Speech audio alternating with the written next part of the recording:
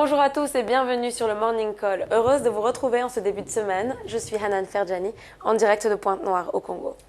Je suis Robert Kodingo. Bonjour à tous et bienvenue dans cette édition du Morning Call.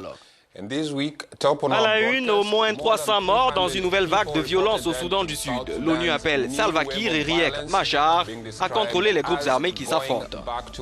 The United Nations have also called for the leaders Riek Machar and Salva Kiir to tell their armies to stand down.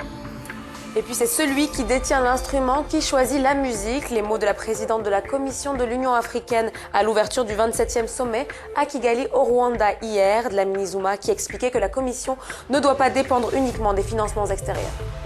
Ouverture du 27e sommet de l'Union africaine à Kigali, des activistes dénoncent le plan de sortie de la Cour pénale internationale envisagé par certains chefs d'État.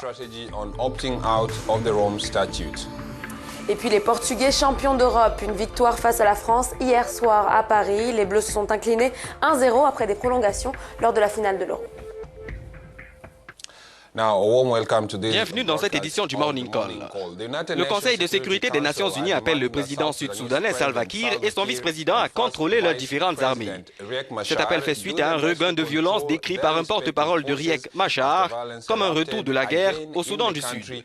Les affrontements qui ont repris jeudi opposent les troupes loyales au président Salva Kiir aux soldats fidèles au vice-président Riek Machar.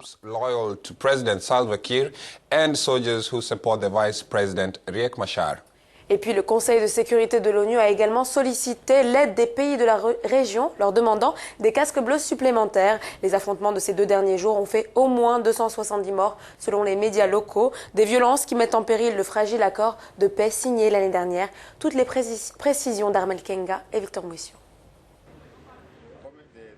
Les autorités sud-soudanaises ont appelé dimanche au calme et à la retenue après 3 jours de violences qui ont fait au moins 272 morts à Djouba, la capitale de sources officielles.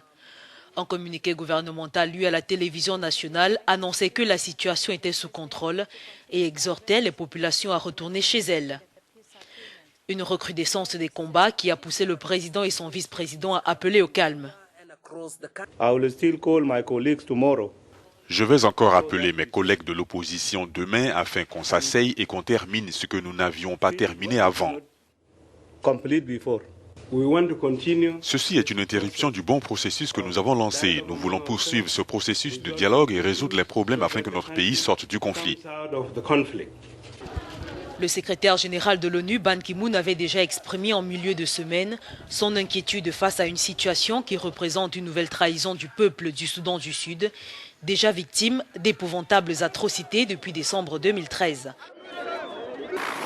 Les combats entre forces régulières sud-soudanaises et ex-rebelles à Djouba ont gagné en intensité dimanche, s'étendant à plusieurs quartiers de la capitale, notamment près de l'aéroport international.